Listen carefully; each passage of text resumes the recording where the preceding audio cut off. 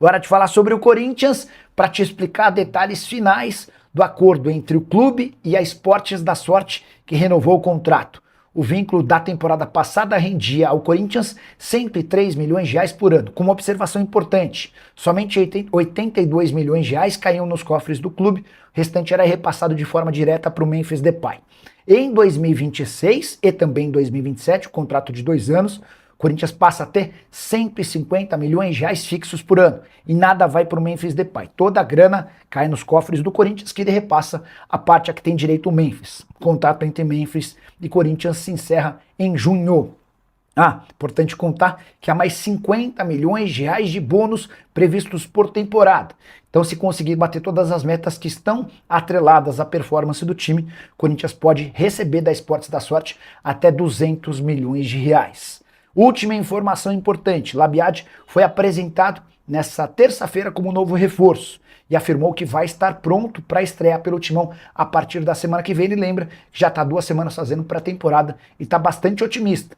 Jogador marroquino/holandês, indicado por Memphis Depay. E essa história de que há jogadores da Portuguesa na mira do Corinthians. Vale a lembrança de que Corinthians e Portuguesa se enfrentaram no último domingo e o Timão precisou dos pênaltis para eliminar a Lusa do Campeonato Paulista nas quartas de final. Os 3 nomes mais especulados, o atacante Maceió, o meio-atacante Zé Vitor e o goleiro Bertinato. O Maceió fez aquele gol de pênalti em que ele não toma distância e surpreende o Hugo Souza. O Zé Vitor marca o gol da Lusa no tempo normal e o Bertinato, posso assegurar que vem sendo monitorado pelo Corinthians já há algum tempo. Jogador que agrada, mas o Corinthians tem negociações avançadas com o João Ricardo e deve anunciá-lo assim que ele estiver completamente recuperado de uma cirurgia no ombro.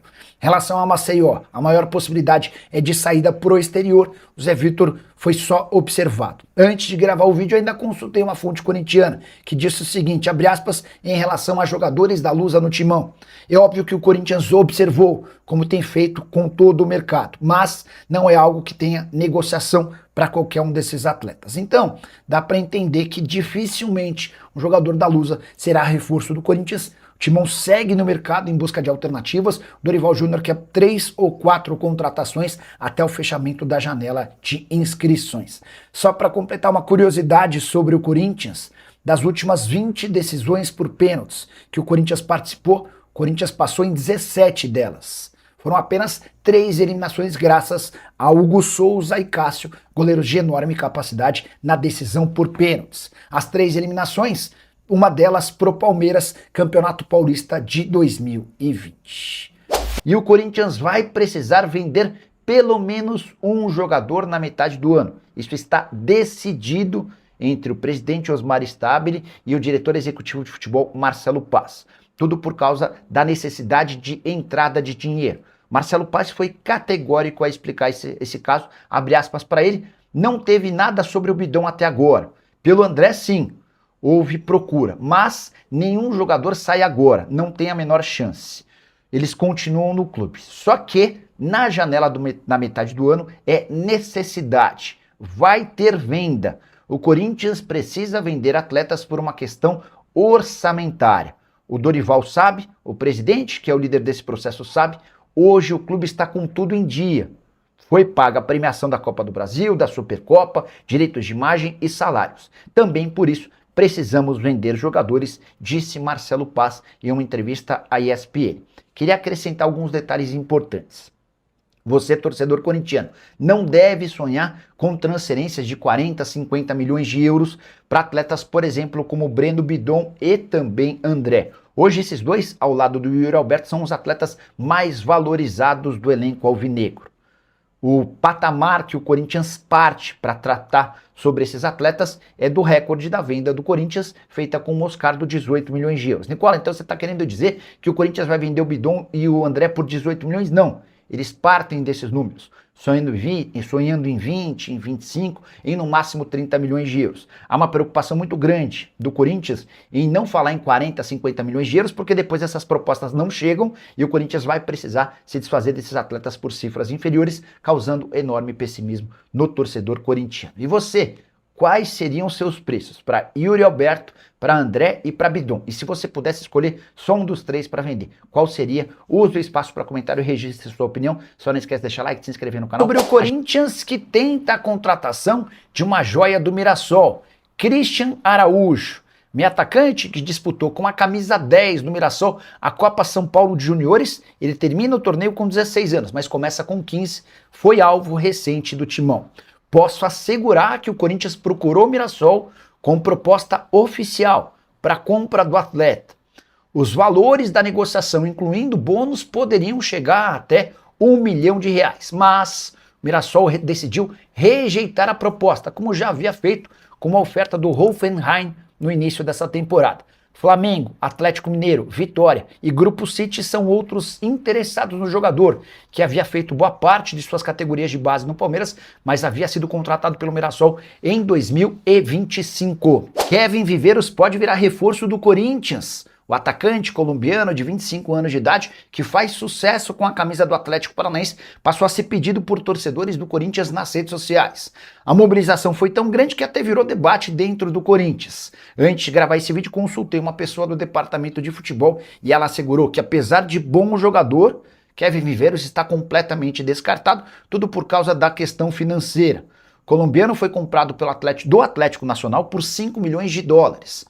O Atlético Paranaense gastou 27 milhões e meio de reais para fechar com o atleta no ano passado. O Viveiros, inclusive, se tornou o reforço mais caro da história do Atlético Paranaense, superando os 24 milhões de reais que haviam sido gastos em Vitor Roque.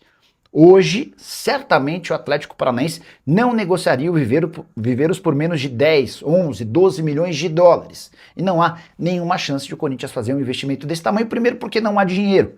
Depois, porque se houvesse, a busca seria por outro tipo de jogador. Viveiros, que na atual temporada soma 4 partidas com 2 gols e 1 assistência. Na temporada passada, sua primeira com a camisa do Furacão, 25 jogos, 10 gols e 3 assistências.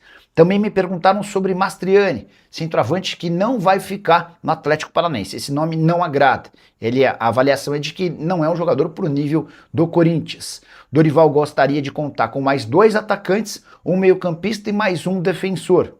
Difícil imaginar que até o fim da janela de transferências, Corinthians atenda a tantos pedidos de reforço. Bom, rapaziada, primeiro falar para vocês que as semifinais do Campeonato Paulista foram definidas com os seus dias e horários.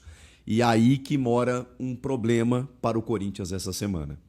O jogo contra o Novo Horizontino, que será no interior paulista, porque o Novo Horizontino é o mandante pela melhor campanha, jogo único, inclusive, da semifinal, será no sábado às 8h30 da noite.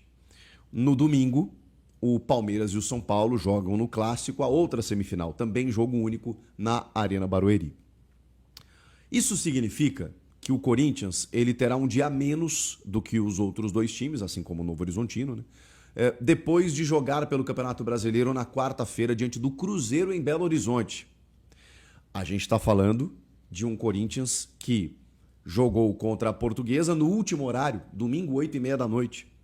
Era 10h30, 11 horas, né, nas disputas de pênaltis. O Corinthians ainda estava em campo. Tem a segunda, a terça, viagem para Belo Horizonte, o jogo na quarta, retorna na quinta, treina na sexta e sábado já entra em campo para mais um jogo decisivo. O Novo Horizontino eliminou o Santos, é o time de melhor campanha do Paulista, vai ser um jogo duríssimo, fora de casa, um jogo único para o Corinthians buscar chegar em mais uma final do Campeonato Paulista. Ele detém o título, é o atual campeão. Cara, o desafio é enorme, porque o Corinthians já tem alguns desfalques. O Yuri Alberto tá fora, o Caio César ainda não voltou, o Breno Bidon teve um estiramento, voltou agora, o André teve um problema ligamentar no tornozelo, já voltou. Você tem também o Hugo, lateral esquerdo, né, que sofreu uma artroscopia. E os problemas vão se acumulando. O Zaccaria Labiad ainda não tem condições físicas, né? Ele estava sem entrar em campo há muito tempo, já foi regularizado e tudo mais, mas acho muito difícil que seja utilizado nos próximos dias. O Angileri, acho que até uma tendência, porque o Matheus Bidu não tem reserva e com isso ele vem jogando todos os jogos. E mais do que isso, se a gente perceber, o Corinthians até, cara, tem sido um time muito estratégico, consistente em vários jogos em que não conseguiu jogar bem.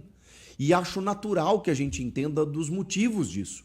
Claro que não é só o Corinthians que está jogando de 3 em 3 dias. Claro que o calendário está ruim para todo mundo. Mas quando você tem um elenco mais curto, e eu ainda aqui fiz várias referências a um elenco que melhorou do ano passado para cá, porque, enfim, tinha o transfer ban, então muitas vezes o Corinthians teve que apostar em jovens. Nesse ano, você conseguiu, né, fazer contratações pontuais, estratégicas, com oportunidades de mercado, porque dentro da realidade financeira era o que precisava, e ainda assim o Corinthians conseguiu, né, estabelecer um elenco um pouquinho melhor, mas ainda assim difícil. O Matheus Pereira é outro que está machucado, que eu esqueci de citar.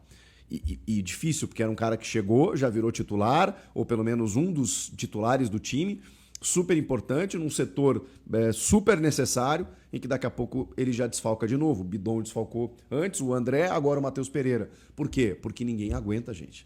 Eu sei que muitos torcedores, eles não conseguem fazer essa ilação pensando, pô, mas é impossível, os caras ganham muito dinheiro, o jogador tem que correr todo dia, de 3 em 3 dias, pô, quarta e domingo, sempre se correu assim. Nunca houve uma intensidade, uma exigência tão física no futebol como agora, mesmo com a tecnologia melhor, com a preparação, com a estrutura tecnológica que os clubes detêm, com núcleo de saúde e performance, com estrutura nutricional, física, de preparação, mesmo com tudo isso. A exigência é muito grande, os caras não aguentam. E qual é o reflexo disso? Mesmo que eles aguentem, porque não tem como, você tem que entrar em campo, está no desempenho do jogo. Eu acho que o reflexo natural é o que acontece. O Corinthians emendou, depois do derby, em que ele até jogou melhor que o Palmeiras, mas acabou perdendo o jogo no final, ele emendou o Bragantino, o São Bernardo, o Atlético Paranaense, daquele jeito, naquele gramado, do jeito que estava. Aí, jogo decisivo contra a Portuguesa, foi para as penalidades, ou seja, o desgaste, inclusive emocional, mental do jogador, que ele não consegue desligar.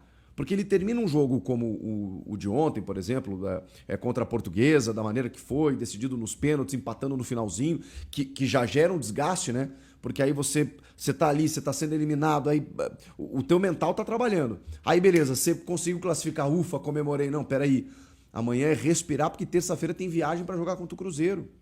E a gente vem falando aqui que enquanto for possível, o Brasileirão vai ter uma prioridade para o Corinthians do Dorival, porque ele foi muito criticado nos últimos anos, ele inclusive foi demitido de um Flamengo campeão da Copa do Brasil e da Libertadores pela campanha nos pontos corridos, porque ele usava um time B, e os caras lá não aceitam isso.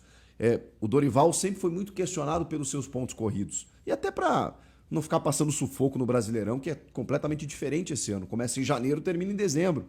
Então, enquanto for possível, o Corinthians vai dar uma priorizada ao brasileiro, vai dar uma esquentada no time. Mas eu preciso dizer para vocês que durou pouco. Talvez volte ali na frente, mas nessa semana não tem como. Não tem como, rapaziada. Nós estamos falando de um campeonato paulista valorizado, com um alto valor de premiação, em que o Corinthians, repito, detém o título, que daqui a pouco vai pegar, né, se passar um rival na final, seja o São Paulo ou o Palmeiras, e aí em 2 jogos. Mas para chegar lá, ele vai precisar passar pelo bom time do Novo Horizontino. E o Corinthians só vai conseguir fazer isso se dosar bem na quarta-feira. Só que é o Cruzeiro, fora de casa. Esse jogo, rapaziada, não tem como o Corinthians colocar a sua força máxima no sentido não apenas físico e de escalação, mental. Não tem como. Não tem como, já vou avisando para vocês. Não estou dizendo que o Corinthians vai perder. Pode ser que belisque um ponto, quem sabe. Pode ser que consiga um bom resultado, dependendo de quem entrar. Mas não é a lógica, não é a tendência. A tendência é o Corinthians ter muitas dificuldades. Porque o Corinthians vai para esse jogo meio que... O Marcelo Paz reclamou da escala, não da federação, mas é que, enfim, né? A gente sabe que detentoras de direitos escolhem o jogo que vai passar, o dia e o horário. E com o jogo sendo no sábado... Parece que um dia não faz diferença, mas faz. O Corinthians joga domingo, quarta e sábado.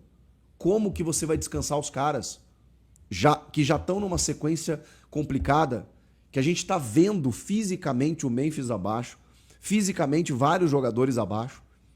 Ele consegue revezar num setor ou outro, por exemplo, né? Agora, na lateral esquerda não tem como. Na defesa ele consegue. No meio de campo, cara, você vai botar... Você consegue revezar aqui e ali, mas aí quando você perde o Matheus Pereira, por exemplo, você já perde um poder de fogo aqui para poder revezar. Então, cara, tá difícil. Tá difícil. Eu entendo os argumentos e a reclamação do Dorival, mas meio que não tem o que fazer, porque não é só o Corinthians que passa por isso. Mas quem tem menos recursos de elenco, e olha que melhorou, vou frisar isso aqui, acaba sofrendo mais. Então, esse jogo contra o Cruzeiro, não é que vai ser um time reserva, mas deve ser um time do tipo assim, a gente vai projetar isso melhor ao longo da semana. Mas o Dorival deve chegar para os caras e falar assim, e aí, quem é que tá um pouquinho melhor? Porque ele tem que pensar no sábado. Ele tem que pensar numa viagem a Novo Horizonte, enfrentar o Novo Horizontino para chegar na final do Paulista. E aí na semana seguinte não tem Brasileirão. E aí você tem uma semana para descansar. Mas se ele esticar a corda quarta e sábado, ele vai se dar mal. E alguns jogadores poderão se dar mal, inclusive fisicamente ou clinicamente. Então, gente, é uma semana dificílima para o Corinthians, porque o Cruzeiro não é um time desprezível, apesar da campanha ruim, e acho que talvez tenha um momento para enfrentar o Cruzeiro seja esse.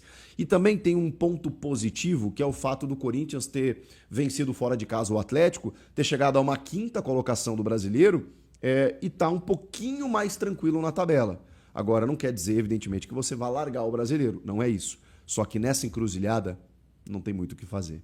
Queria te perguntar, o que você faria? Comenta aqui, inscreva-se no canal e eu volto na próxima. Tchau! Valeu, fiel!